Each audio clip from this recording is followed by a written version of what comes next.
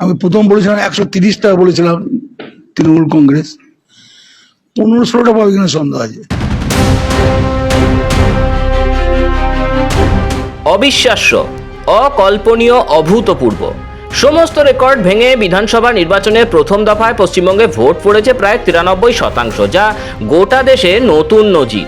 আর দলে দলে ভোট কেন্দ্রে পৌঁছে টি-20-র কায়দায় ছক্কা মেরে তৃণমূলকে মাঠের বাইরে ফেলছে জনতা। ভাবছেন কেন বলছে কথা? তথ্য পরিসংখ্যান আর প্রবণতা তাই বলছে। আসুন এবার ডুব দিয়ে দেখি প্রথম দফায় কতটা ভয়ানকভাবে হারতে চলেছে তৃণমূল। বৃহস্পতিবার পশ্চিমবঙ্গ বিধানসভা নির্বাচনে প্রথম দফার ভোট গ্রহণ হয় 12টি জেলার 152টি কেন্দ্রে। বিকাল 5টায় ভোট গ্রহণ শেষ হওয়ার কিছুক্ষণ পর ভোটদানের হার জানায় কমিশন, আর তা দেখেই চক্ষু চড়কগাছ সবার।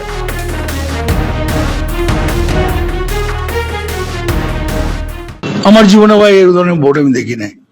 এই 96, 97, 98% পোল, 152টা দল। তো আমি প্রথম বলেছিলাম 130 টাকা বলেছিলাম তৃণমূল কংগ্রেস, 15-16টা পাবে কিনা সন্দেহ আছে এই ফার্স্ট ভোটে।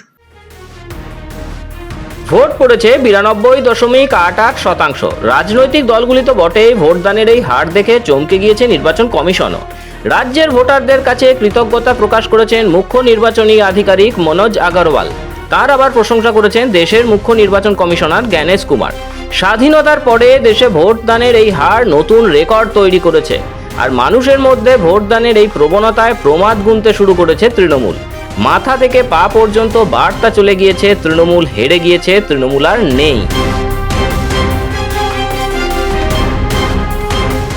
লেখা থাকে সব, আমি বদলা নিয়ে নিচ্ছি। 152টা সিটে 125-এর নিচে বিজেপি নামার কোনো জায়গা নেই। উত্তরবঙ্গ জঙ্গলমহল সাফ হয়ে গেছে, এখানেই তো 50-এর বিরুদ্ধে বুটে ওদের এজেন্ট। শুভেন্দুবাবু এই দাবি করলেও অন্যান্য সংবাদ মাধ্যমের মতো প্রথম দফায় 152টি আসনের মধ্যে কোন দল কত আসন পেতে পারে তা নিয়ে আমরা কোনো পূর্বাভাস দেব না। বরং আমরা তুলে ধরব সেই ফ্যাক্টগুলি যা স্পষ্ট করে দিয়েছে এই বিপুল ভোটদানের পর তৃণমূল আর নেই, তৃণমূল চলে গিয়েছে, তৃণমূল শেষ।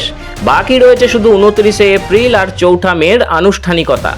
স্বাধীনতার পর থেকে গোটা দেশের ভোটদানের প্রবণতা বিশ্লেষণ করলে দেখা গিয়েছে সাধারণত স্বাভাবিকের থেকে ভোটদানের হার বেশি হলে সরকার পরিবর্তন হয়। এই তত্ত্বের সপক্ষে ভুরি ভুরি প্রমাণ রয়েছে, যার মধ্যে সবথেকে বড় প্রমাণ রয়েছে পশ্চিমবঙ্গেই। বৃহস্পতিবারের ভোটদানের হার বাদ দিলে পশ্চিমবঙ্গের ইতিহাসে দ্বিতীয় সর্বোচ্চ ভোটদানের হার ছিল 2011 সালের বিধানসভা নির্বাচনে। সেবার 84.72% মানুষ ভোটদান করেছিলেন, আর তাতে উল্টে গিয়েছিল বামেদের 34 বছরের শাসন। 235 থেকে বামেরা কমে দাঁড়িয়েছিল 62-তে। তারপর আর কোনোদিন ঘুরে দাঁড়াতে পারেনি তারা। সেই হিসাবে এবারে তৃণমূলের কি হাল হতে চলেছে তা একবার ভেবে দেখুন। এ তো গেল সংখ্যাতত্ত্বের হিসাব, কিন্তু কেন এত বাড়লো ভোটদানের হার? তার পিছনে রয়েছে একাধিক কারণ। সবথেকে গুরুত্বপূর্ণ কারণ হলো নির্বাচন প্রক্রিয়ার শুরু থেকে পশ্চিমবঙ্গের পরিস্থিতি বিবেচনা করে একের পর এক কঠোর পদক্ষেপ করেছে জাতীয় নির্বাচন কমিশন। মুখ্য সচিব, ডিজি থেকে থানার ওসি বা কনস্টেবলদের বদলি করে প্রশাসনের তৃণমূলীকরণের দফা রফা করে দিয়েছে কমিশন। পাড়ায় পাড়ায় মোতায়েন হয়েছে কেন্দ্রীয় বাহিনী। যেসব গুন্ডারা ভোটের দিনে ঘুরে বেড়ায় তাদের বাড়ি গিয়ে তাদের হুঁশিয়ারি দিয়ে এসেছেন পুলিশ আধিকারিকরা। ভোটের দিন পায়তারা করলে ফল ভালো হবে না, যার ফলে মমতা বন্দ্যোপাধ্যায়ের গুন্ডা বাহিনীর একাংশ ঘর থেকে বেরোনোর সাহস দেখায়নি। ওদিকে কেন্দ্রীয় বাহিনীর বেনজির প্রহরায় নির্ভয়ে ভোট দিয়েছে মানুষ। যেসব এলাকা ঘিরে ফেলে তৃণমূলের জেহাদি বাহিনী হিন্দুদের ভোট দিতে দিত না, সেখানে খবর পেয়েই পৌঁছে গিয়েছেন কেন্দ্রীয় বাহিনীর জওয়ানরা। ভোটারদের নিরাপত্তা দিয়ে ভোট কেন্দ্রে নিয়ে গিয়েছেন। ভোটদানের পর আবার নিরাপত্তা দিয়ে বাড়ি পৌঁছে দিয়ে গিয়েছেন। নির্বাচন কমিশন ও কেন্দ্রীয় বাহিনীর এই তৎপরতায় মানুষ নির্ভয়ে ভোট দিয়েছেন, আর যার পুরো সুবিধাটাই পেতে চলেছে বিজেপি। শুধু তাই নয়, মমতা বন্দ্যোপাধ্যায়ের আঁচলের তলায় পশ্চিমবঙ্গে ইসলামী চরমপন্থা যেভাবে দাঁত নখ বার করেছে তা গত কয়েক বছরে বারবার দেখেছেন এরাজ্যের হিন্দুরা। গত বছর এই এপ্রিলেই ধুলিয়ান শামশেরগঞ্জের হিংসা স্মৃতি এখনো টাটকা। কি করে হরগোবিন্দ দাস ও চন্দন দাসকে বাড়ি থেকে টেনে বার করে কুপিয়ে খুন করা হয়েছিল সেই দৃশ্য এখনো ভাসছে হিন্দুদের চোখে। কিভাবে প্রাণ ও নারীর সম্ভ্রম বাঁচাতে রাতের অন্ধকারে মুর্শিদাবাদ থেকে গঙ্গা পেরিয়ে মালদায় আশ্রয় নিতে হয়েছিল সেই ছবিও ভোলেননি হিন্দুরা।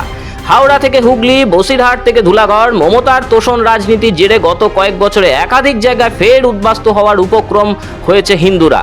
যার ফলে যে হিন্দুরা ভোট না দিয়ে ছুটি কাটাতেন তারাও গা ঝাড়া দিয়ে প্রবল রোদে দাঁড়িয়েছেন ভোটের লাইনে, যাদের পুরো ভোটটা যাবে বিজেপির ঝুলিতে।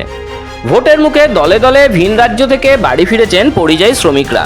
কেউ বিশেষ ট্রেনে করে, কেউ বাস ভাড়া করে ফিরেছেন ভোট দিতে। সেই ভোটের পুরোটাই পাবে বিজেপি, কারণ পরিযায়ী শ্রমিকরা একপাশে দেখছেন বিজেপি শাসিত রাজ্যের উন্নয়ন, অন্যদিকে মমতা বন্দ্যোপাধ্যায়ের কেন্দ্র বিরোধিতার আত্মঘাতী রাজনীতি, যার ফলে বাংলা কী করে রোজ পিছিয়ে পড়ছে তা সব থেকে ভালো করে জানেন ওই পরিযায়ী শ্রমিকরা, যার জেরে ভিটে মাটি ছেড়ে দুমুঠো ভাতের খোঁজে তাদের যেতে হয়েছে ভিন রাজ্যে। আর যেসব রাজ্য তাদের রুটি রুজির সন্ধান দিয়েছে তাদের নামে লাগাতার কুকথা বলে চলেছেন মমতা, যার ফলে কর্মক্ষেত্রে সমস্যায় পড়তে হচ্ছে অনেককেই। ভারতে মুসলিমদের আধিপত্য কায়েমের অন্যতম অস্ত্র হচ্ছে ভোট। শিক্ষার মাধ্যমে ক্ষমতায়নের বদলে সংখ্যার মাধ্যমে ক্ষমতায়নে বিশ্বাস করে তারা, সেজন্য ভোট দিতে অত্যন্ত সচেতন মুসলিমরা। ফলে ভোটের হারে যে বৃদ্ধি হয়েছে তাতে মুসলিমদের অবদান খুবই কম বলে মনে করা হচ্ছে, কারণ তারা আগে থেকেই বিপুল সংখ্যায় ভোটদান করতেন। প্রথম দফার ভোট গ্রহণের হার বৃদ্ধির পিছনে প্রধান অবদান হিন্দুদেরই বলে মনে করা হচ্ছে, যার ফলে তৃণমূলের বিপুল হার এখন শুধু সময়ের অপেক্ষা, তা জেনে গিয়েছে তৃণমূলও। ভোটদানের এই হার স্পষ্ট বলে দিয়েছে মমতার ভয় নয়, মোদির ভরসা বেছে নিয়েছে বাংলার মানুষ। আপনার কি মনে হয় প্রথম দফার 152টি আসনের মধ্যে বিজেপি কতগুলি আসন পেতে পারে? তা কমেন্টে জানান আমাদের। চ্যানেলের সঙ্গে থাকতে এখনই সাবস্ক্রাইব করে বেল বাটনটি টিপুন। ব্যুরো রিপোর্ট, মাধ্যম।